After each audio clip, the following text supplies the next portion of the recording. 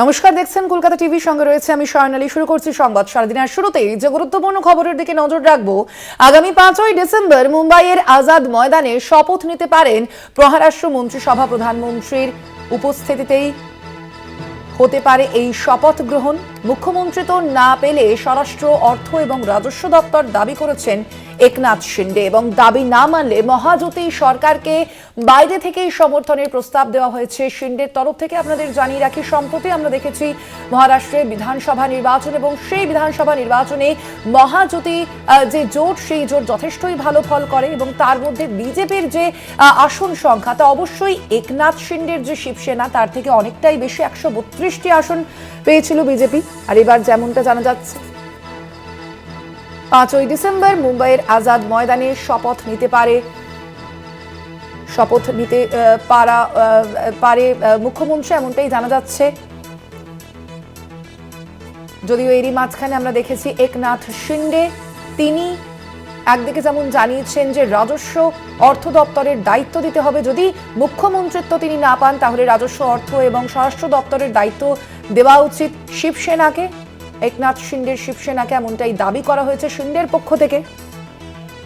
আমরা কথা বলবো এই বিষয়ে, আরো বিস্তারিত জানবো। ফোন লাইনে রয়েছেন কলকাতা টিভির পলিটিক্যাল এডিটর আশিস চট্টোপাধ্যায়। আশিস দা, এই মুহূর্তে মহারাষ্ট্রের রাজনৈতিক সমীকরণ ঠিক কি বলছে? মুখ্যমন্ত্রী পদে ঠিক কে শপথ নিতে পারেন এখনো পর্যন্ত কি সামগ্রিকভাবে মনে করছে রাজনৈতিক মহল? দেখো, প্রথমেই যে বড় খবরটা আমরা কলকাতা টিভিতে প্রথম করছি, গত শনিবারও আমরা করেছিলাম, তা হচ্ছে 5 তারিখে শপথ গ্রহণের দিন মোটামুটি ভাবে নির্ধারিত হয়েছে, এবং এই দিনটা নির্ধারিত হয়েছে প্রধানমন্ত্রী থাকতে পারবেন সেই হিসেব করে, অর্থাৎ প্রধানমন্ত্রীর উপস্থিতিতে শপথ গ্রহণ হবে মহারাষ্ট্রে। এটাই শেষ পর্যন্ত যে খবরটা পাওয়া যাচ্ছে। কিন্তু কে মুখ্যমন্ত্রীর পদে শপথ নেবেন তা কিন্তু এখনো সম্পূর্ণ অস্পষ্ট, কিছুই স্পষ্ট নয় এখনো পর্যন্ত। শিন্ডে শিবিরের সঙ্গে বিজেপির যে মতান্তর বা শিন্ডের যে দাবি, সেই দাবিগুলো মেনে নেওয়ার পক্ষে এখনো পর্যন্ত কোনো ইঙ্গিত মিলছে না।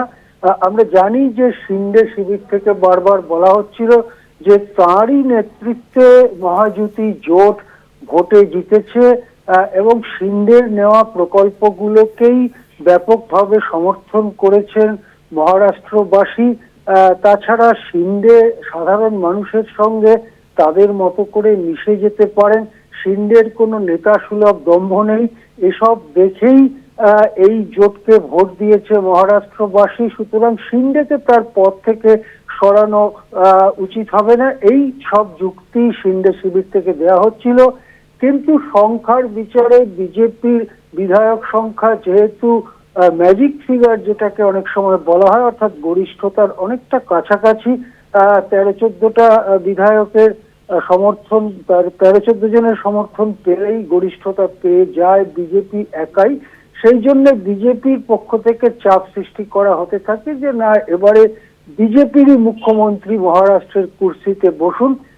এ নিয়ে কোনো সিদ্ধান্তে পৌঁছানোর আগেই শিন্ডে শুক্রবার সকালে মুম্বাই ত্যাগ করে গ্রামের বাড়িতে চলে যান, এবং তখন জল্পনা তুঙ্গে ওঠে যে শিন্ডে সম্ভবত কোনো বড় সিদ্ধান্ত নিতে চলেছেন। তার কারণ এর আগেও বড় সিদ্ধান্ত নেওয়ার আগে তিনি সাতারা জেলায় তার গ্রামের বাড়িতে চলে গিয়েছেন, এরকম নজির বারবার রয়েছে। এবং এও বলা হতে থাকে যদি মুখ্যমন্ত্রিত্বের চেয়ার শিন্ডে না পান তাহলে অন্তত 3টে অতি গুরুত্বপূর্ণ বিভাগ বা দপ্তর, সেটা হচ্ছে অর্থ, রাজস্ব এবং স্বরাষ্ট্র, সেটা ছেড়ে দিতে হবে শিবসেনাকে। কিন্তু স্বরাষ্ট্র কিছুতেই ছাড়তে রাজি নয় বিজেপি, আবার অর্থ দপ্তরও অজিত পাওয়ার ছাড়তে রাজি নয়। এই যে একটা অবস্থা, এই অচলা অবস্থা এখনো পর্যন্ত চলছে।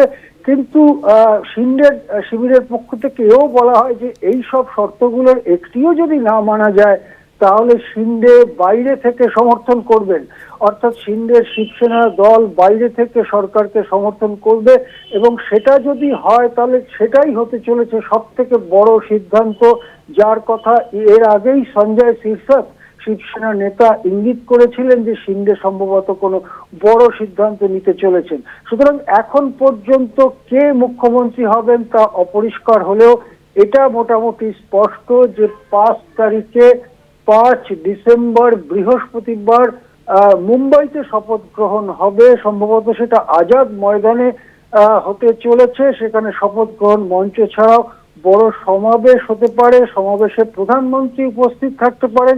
সম্ভবত প্রধানমন্ত্রীর দিন তারিখ দেখেই এই শপথের দিনক্ষণ ঠিক করা হয়েছে। হ্যাঁ, ধন্যবাদ আপনাকে। আমরা কথা বলছিলাম, ফোন লাইনে ছিলেন কলকাতা টিভির পলিটিক্যাল এডিটর আশিস চট্টোপাধ্যায়।